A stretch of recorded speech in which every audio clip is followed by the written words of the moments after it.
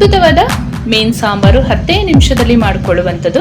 ತುಂಬ ರುಚಿಯಾಗಿರುತ್ತೆ. ಅದು ತೆಂಗಿನಕಾಯಿ ಹಾಕಿ, ತುಂಬ ಜನರ ರಿಕ್ವೆಸ್ಟೆಡ್ ವಿಡಿಯೋ ಇದು. ತೆಂಗಿನಕಾಯಿ ಹಾಕಿ ಮೀನು ಸಾರು ಮಾಡಿ ತೋರಿಸಿ ಮೇಡಮ್ ಅಂತ ಇವತ್ತು ನಿಮ್ಮೊಂದಿಗೆ ಶೇರ್ ಮಾಡ್ತಾ ಇದ್ದೀನಿ. ನಮಸ್ತೆ ಎಲ್ಲರಿಗೂ. ಎಲ್ಲರನ್ನು ಸುಸಿಸ್ ಕಿಚನ್ಗೆ ಸ್ವಾಗತ ಮಾಡಿಕೊಂಡು ನಾನಿವತ್ತು ಅದ್ಭುತವಾದ ಅಡುಗೆ ಮಾಡ್ತಾ ಇದ್ದೀನಿ. ಬನ್ನಿ ಹೇಗೆ ಮಾಡೋದು ನೋಡೋಣ.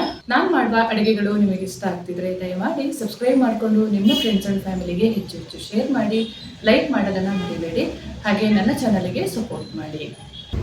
ನಾನಿಲ್ಲಿ 2 kg ಒಂದೇ ಮುಳ್ಳಿರುವಂಥ ಮೀನನ್ನು ತೊಗೊಂಡಿದ್ದೀನಿ. ಮೀನು ಹೆಸರು ನನಗೆ ನೆನಪಿಲ್ಲ ಆ್ಯಕ್ಚುಲಿ. ನಮ್ಮ ಮನೆಯಲ್ಲಿ ತೊಗೊಂಡು ಬಂದರು, ಅವರಿಗೂ ಕೂಡ ಮರ್ತೋಗಿದೆ. ವಿಡಿಯೋ ಮಾಡ್ತಾ ಮಾಡ್ತಾ ನೆನಪಾದರೆ ನಿಮ್ಮ ಜೊತೆ ಶೇರ್ ಮಾಡ್ತೀನಿ.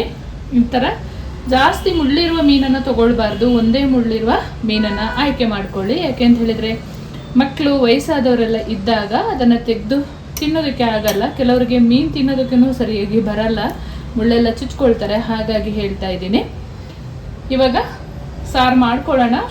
ರುಬ್ಬಿ ಇಡೋದಂದ್ರೆ ಕೆಲಸ ಬಹಳ ಬೇಗನೆ ಆಗುತ್ತೆ. ಇದು ತುಂಬ ರುಚಿಯಾಗಿ ಕೂಡ ಇರುತ್ತೆ. ನಾನು ಕೊಬ್ಬರಿಯನ್ನು ತೊಗೊಂಡಿದ್ದೀನಿ. ಒಂದು 4 ಟೇಬಲ್ ಸ್ಪೂನಷ್ಟು ಕೊಬ್ಬರಿ ಕಟ್ ಮಾಡಿ ಇಟ್ಕೊಂಡಿದ್ದೀನಿ. ಬ್ಯಾಡಗಿ ಮೆಣಸನ್ನು ತೊಗೊಂಡಿದ್ದೀನಿ. ಹಾಗೆ ರುಬ್ಕೊಳ್ಳೋದಕ್ಕೆ 1 ಈರುಳ್ಳಿ, ಹುಣಸೆ ಹಣ್ಣು, 1 ಲೆಮನ್ ಗಾತ್ರದಷ್ಟು. ಇಲ್ಲಿ ಸ್ವಲ್ಪ ಪೆಪ್ಪರ್ ಕಾಳು ಮತ್ತು ಮೆಂತ್ಯ ಕಾಳನ್ನು ಸೇರಿಸ್ಕೊಳ್ತಾ ಇದ್ದೀನಿ. ಅಜವೈನನ್ನು ಸೇರಿಸ್ಕೊಳ್ತೀನಿ 1 ಚಮಚದಷ್ಟು. 1 ಚಮಚದಷ್ಟು ಜೀರಿಗೆ, 1.5 ಚಮಚದಷ್ಟು ಧನಿಯಾ ಕಾಳನ್ನು ಸೇರಿಸ್ಕೊಳ್ತಾ ಇದ್ದೀನಿ. ಇದನ್ನು ಸ್ವಲ್ಪ ತೆಂಗಿನೆಣ್ಣೆ ಹಾಕ್ಕೊಂಡು ಹುರ್ಕೊಳ್ಳೋಣ. ಒಂದು ಪಾತ್ರೆ ಬಿಸಿಗೆ ಇಟ್ಕೊಂಡು 1 ಚಮಚದಷ್ಟು ಎಣ್ಣೆ ಹಾಕೊಳ್ತಾ ಇದ್ದೀನಿ. ಮೊದಲಿಗೆ ಧನಿಯಾ ಕಾಳು ಹಾಕ್ಕೊಳ್ಳೋಣ. ಧನಿಯಾ ಕಾಳು ಒಂದು 2 ನಿಮಿಷ ಹುರ್ಕೊಂಡ್ರೆ ಸಾಕು. ಬ್ಯಾಡಗಿ ಮೆಣಸನ್ನು ಸೇರಿಸ್ಕೊಳ್ತಾ ಇದ್ದೀನಿ. 2 ನಿಮಿಷ ಮೆಣಸು ಹುರಿದಾದ ಮೇಲೆ ಎಲ್ಲ ಮಸಾಲೆನ ಹಾಕಿ ಹುರ್ಕೊಳ್ಳೋಣ.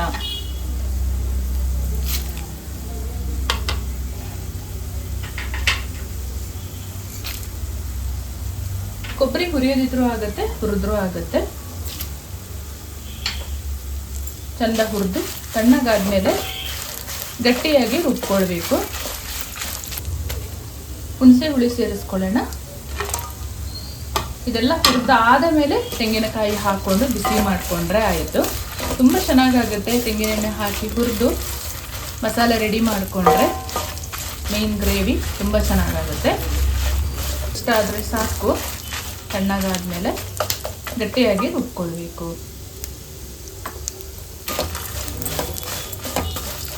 ಹುರಿದ ಮಸಾಲೆ ಎಲ್ಲ ತಣ್ಣಗಾಗಿದೆ. ಒಂದು ಅರ್ಧ ಚಮಚದಷ್ಟು ಅರಿಶಿನ ಪೌಡ್ರ್ ಹಾಕ್ಕೊಳ್ಳೋಣ. 2 ಟೊಮೆಟೊನ ಕಟ್ ಮಾಡಿ ಹಾಕ್ಕೊಳ್ತಾ ಇದ್ದೀನಿ.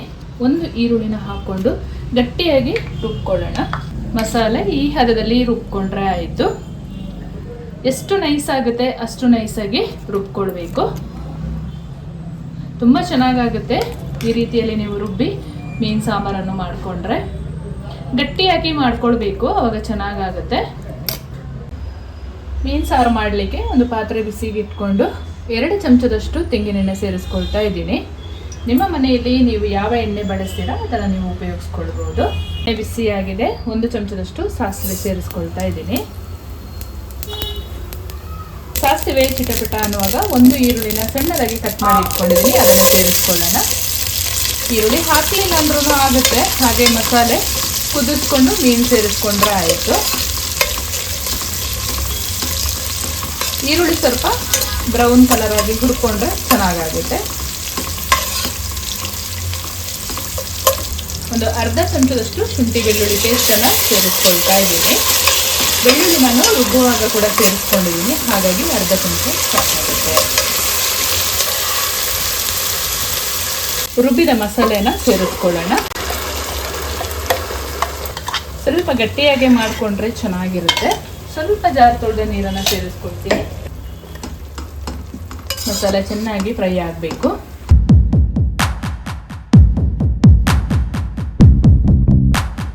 ರುಚಿಗೆ ತಕ್ಕಷ್ಟು ಕಲ್ಲುಪ್ಪನ್ನು ಸೇರಿಸ್ಕೊಳ್ತಾ ಇದ್ದೀನಿ.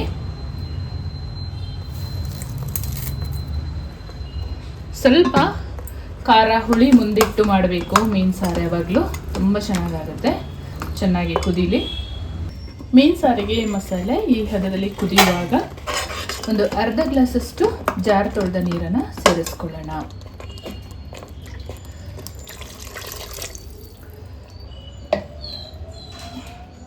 ಒಂದು 4 ಹಸಿರು ಮೆಣಸಿನಕಾಯಿ ಮೇಲ್ಗಡೆಯಿಂದ ಸೇರಿಸ್ಕೊಳ್ತಾ ಇದ್ದೀನಿ.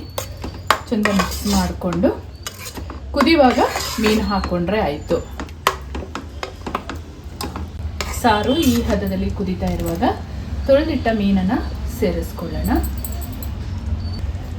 ಮೀನು ಹಾಕಿದ ಮೇಲೆ ಜಾಸ್ತಿ ಸ್ಪೂನಲ್ಲಿ ಕದಲಿಸೋಕ್ಕೆ ಹೋಗಬಾರ್ದು.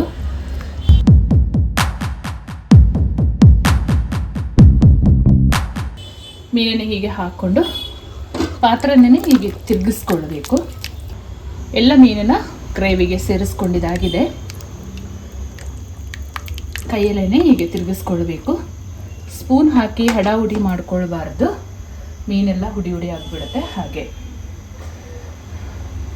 ಒಂದು ಕುದಿ ಬಂದರೆ ರುಚಿಯಾದ ಮೀನು ಸಾರು ರೆಡಿ ಆಗೋಗುತ್ತೆ. ಮೀನು ಸಾಂಬಾರು ಮಾಡೋದು ಬಹಳ ಬೇಗನೆ ಆಗೋಗುತ್ತೆ. ಮಸಾಲೆ ರುಬ್ಬೋದಷ್ಟೇ ಟೈಮ್ ಹಿಡಿಯೋದು.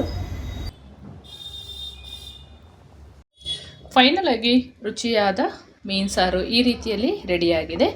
ಸ್ವಲ್ಪ ಕಟ್ ಮಾಡಿದ ಕೊತ್ತಂಬರಿ ಸೊಪ್ಪನ್ನು ಸೇರಿಸ್ಕೊಳ್ಳೋಣ. ಅದ್ಭುತವಾದ ರುಚಿಯಾದ ಮೀನು ಸಾರು ಈ ರೀತಿಯಲ್ಲಿ ರೆಡಿಯಾಗಿದೆ. ಒಮ್ಮೆ ಟ್ರೈ ಮಾಡಿ. ಇದೇ ಮೆಥಡಲ್ಲಿ ಬಹಳ ಸುಲಭ ವಿಧಾನದಲ್ಲಿ ತೋರಿಸ್ಕೊಡ್ತಾ ಇದ್ದೀನಿ. ಹಾಗೆ ನನ್ನ ಚಾನಲ್ಗೆ ಫಸ್ಟ್ ಟೈಮ್ ವಿಸಿಟ್ ಮಾಡಿದರೆ ಪ್ಲೀಸ್ ಸಬ್ಸ್ಕ್ರೈಬ್ ಮಾಡಿಕೊಂಡು ಲೈಕ್ ಮಾಡಿಕೊಂಡು ನಿಮ್ಮ ಫ್ರೆಂಡ್ಸ್ ಆ್ಯಂಡ್ ಫ್ಯಾಮಿಲಿಗೆ ಹೆಚ್ಚು ಶೇರ್ ಮಾಡೋದನ್ನು ಮರಿಬೇಡಿ. ಹಾಗೆ ಮುಂದೆ ಅದ್ಭುತವಾದ ಹೊಸ ಅಡುಗೆಯೊಂದಿಗೆ ನಿಮ್ಮನ್ನು ಭೇಟಿ ಮಾಡ್ತೀನಿ. ಅಲ್ಲಿವರೆಗೂ ತುಂಬ ಹೃದಯದ ಧನ್ಯವಾದಗಳು.